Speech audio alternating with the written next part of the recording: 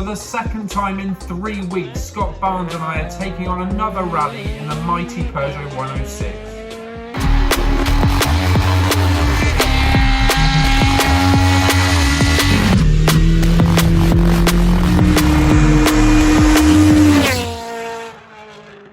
This time it's the Rally Van Wervik, an event which always attracts a really strong entry, with some of Belgium's top teams using the event in preparation for the Eva Rally, which is in 2 weeks' time. The event, based in the city of Wervik, sees the 120 entries take on 140 kilometres of competitive action. The 106 Rally is seeded at car 28, with an ex-work Super 1600 Citroën C2 hot on our heels at 29. The event format is unchanged from last year, so Scott will be really looking forward to his second go at the event. For me, I'll be looking to right some wrongs this year, as I'm yet to finish the event despite having 3 attempts. The first in my old 106, where a failure in the pedal box caused the throttle to jam on. 100. The second, co-driving for my stepdad Gary in the Hyundai i20 WRC, and we had to retire with engine issues. The third last year in the Subaru Impreza, where we had to retire with a mechanical issue after a really strong start. I really hope I can tick this one off and shake the Wervik curse. Due to consistency and a strong start to the season, Scott is currently leading the FIRC Championship, so fingers crossed we can extend his lead on round 3. So we're out on Wervik Recce, the sun's absolutely baking. We're here at the start line of stage 1. We're making quite a lot of changes. I think last year I was a bit scared of the cuts. This year that philosophy's changed and the cuts help. As long as you're taking them well and in the right place, then they can really help.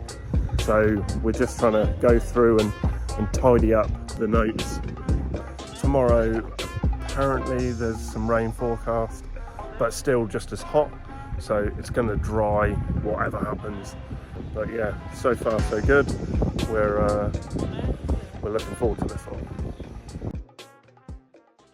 People often use Wervik as a test for EPA, so a lot of the top quick Belgian drivers are out on Wervik.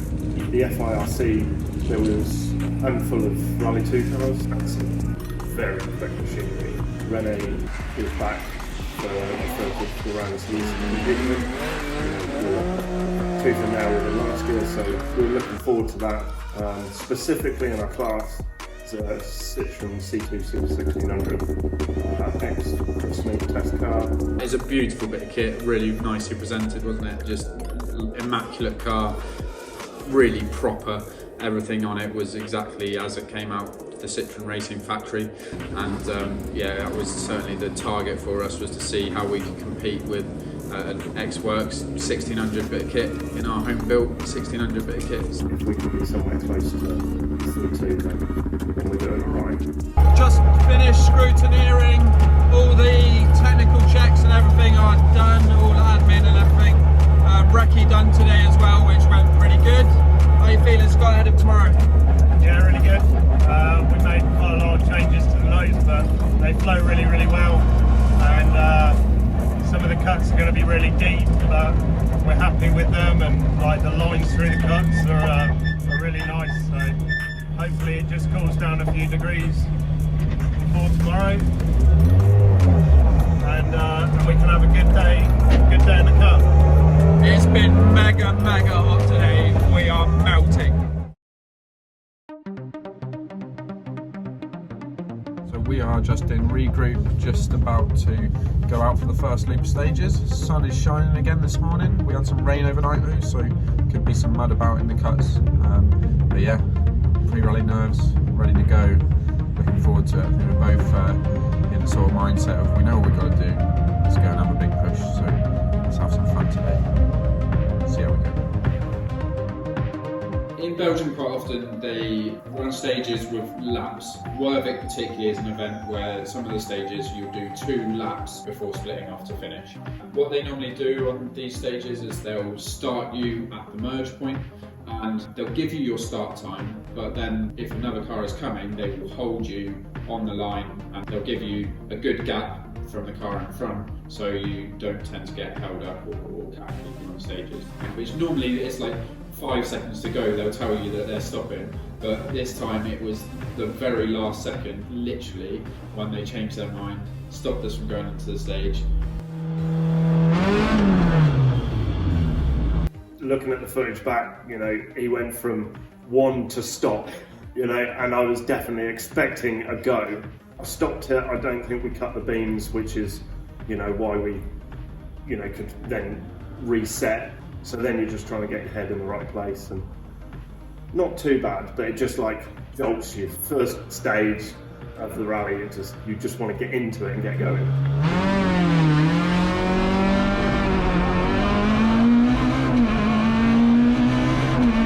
Coming off the start line and through the first section of the lap, this little voice in my head coming through the stereo intercom saying there's loads more on the brakes there, and you know, Bill could feel that I wasn't using everything available in the first section of the stage. I can remember shouting back at him, I know, like I'm trying, but the car's like not feeling, it just felt a little bit unstable, just a little bit, not its normal, there was something not quite right.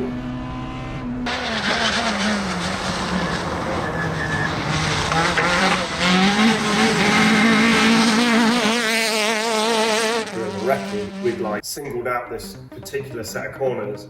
It's at the end of a long straight, like you're pretty much flat in 6th gear, and you're running down the side of the motorway as well, so you're overtaking cars that are on a bit of dual carriageway, and you know, we're on a lane next to it overtaking them. Track racing, motorway traffic. Yeah. 50 to 100 metres before you've got a bit of a jump, like barely anything but 100 plus mile an hour, all 4 wheels are off the ground.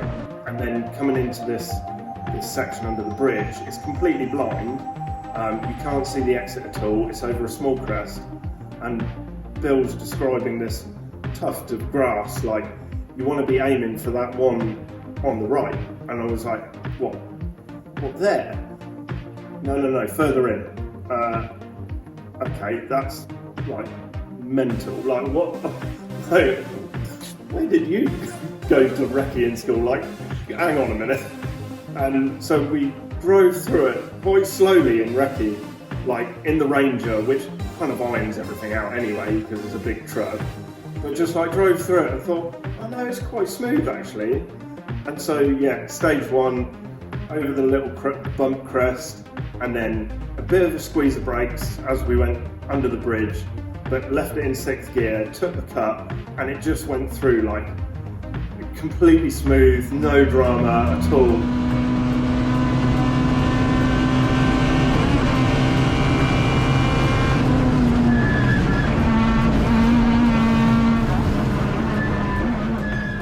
And I think later on in the day, that would have nearly been flat going through that, which is just like mental, because last year, I'm pretty sure I was dropping down a gear or maybe 2 gears to go through that section, and this year I'm like in 6th, just taking a lift, and the feeling like going through there is just like so good. Good morning. Morning. How was the first stage for you? Fast, very fast. Quite a lot of mud in the cuts, but yeah, good. Overall, very good. Good first impression. Yeah. Okay. Thank you. For a start, that was a brilliant stage. Even though we felt perhaps a little bit backed off at the start of the stage, the time at the end would suggest that we weren't backed off at all. At the end of that stage, we'd taken big chunks of time out of FIRC, only beaten by Rally 2 cars and Thomas and his E30 M3. Fair play on that front, because that must have been a handful going through there. And then we looked down to see where we stacked up against the C2. Yeah, we were able to take a massive chunk out of the C2 Super 600, which, you know, we were really happy with. The time was great, and 18th position overall, really strong start to the day. Another cut which was identified on the Recce and one that I was taking last year in the Subaru. It's a really difficult section of stage actually, through the fields with one cut leading to another in a sequence of corners. And there's one corner in there where you can effectively straight line it if you put half the car into the field. Scott was not taking that last year. I was, obviously the Subaru can handle that sort of thing much more, but I was confident that the 106 could do it as well, and I know that there was a lot of time to be had from taking that cut, putting the car, sort of half car into the field. So we went through that again on the Recce, and I sort of coached Scott through the right line to take in there. Scott took this to another level. He, you know, it wasn't half the car in the cut for Scott, it was the whole car. The whole car was in the field, ploughing, with vegetables flying everywhere. The whole front of the car was green by the time we looked at it at the end of the day, just from absolutely chucking it through this field. Not sure it was the optical line, if I'm honest with you. I much preferred my line from last year, but yeah, it was probably quicker than your line from last year, so that it worked.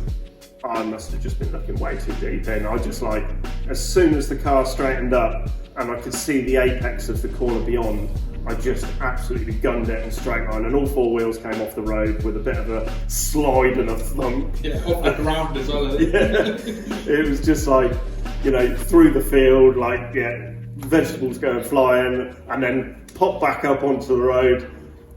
From, you know, my dad was in the field spectating, and he said that there was a bit of a cheer that went up as we decided to go ploughing, and then pop back up onto the road, and away we went.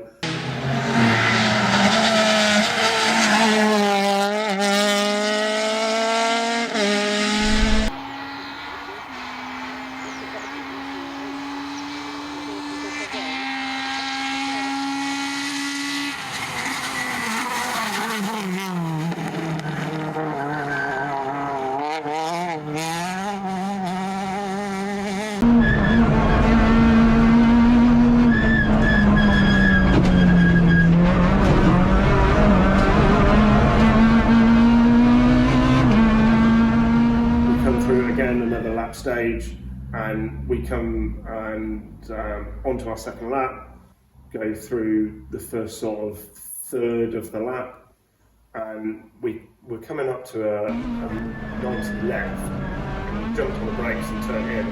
I got a whole armload of lock and just went straight on.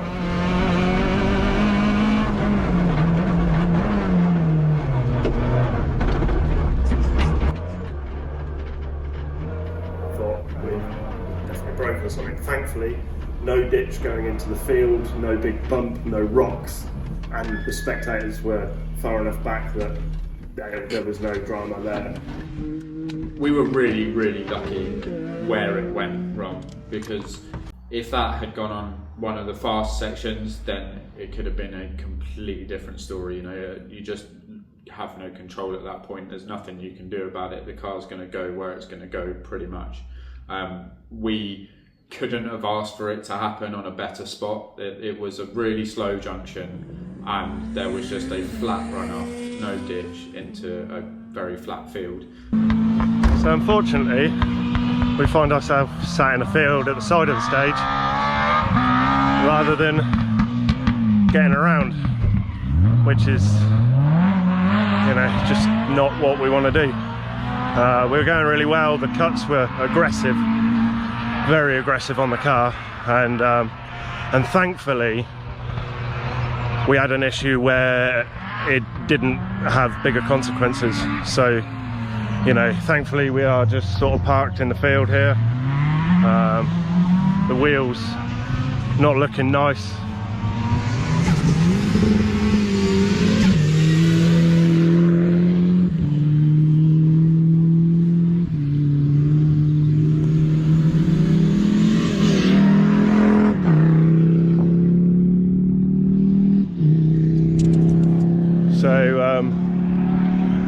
Now I better go and find some beer, I think.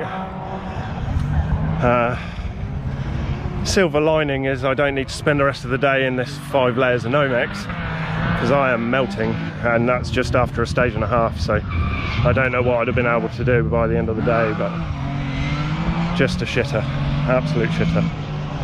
So we hope to come back out at Staden stronger and have a bloody better event. So I suppose I've taken my drop score now as well. But hey, this is rallying, and you know, you've got to take with the highs with the lows, you know, and we've had some bloody good highs this year, so let's you know, regroup and go again. See you later. The only thing damaged is the item that cracked, the front hub had cracked, and that had let the wheel drop in and put basically a load of camber onto the front, and the wheel was rubbing against the shock absorber. The front hub connects to the strut via 2 bolts. It's quite a common design for a McPherson strut, and the lower fixing had cracked through the cast upright. Waited to the end of the stage and I managed to limp out down a dead road. Our service crew was there with the trailer at the end of the stage. So yeah, put the car on the trailer, and unfortunately that was the end of the day for us. Obviously, after like retiring so early on, you feel a little bit hard done by, like, you spend all this time and effort and money like coming out and getting ready for the event, and for it to be over after stage 2 is like, it's you go through this like roller coaster of emotions, making the best of a bad situation. Obviously there's lots more rallying going on, and if I couldn't be competing, then I want to go out there and watch. So that's exactly what we did. We got back out in the fields and went and did some spectating with a big crate of beer. The next event for us is Staden, so you know, we've got a nice gap before that. In the meantime, we'll concentrate on EPA Rally and getting a good result at EPA and getting to the end of EPA with the Subi.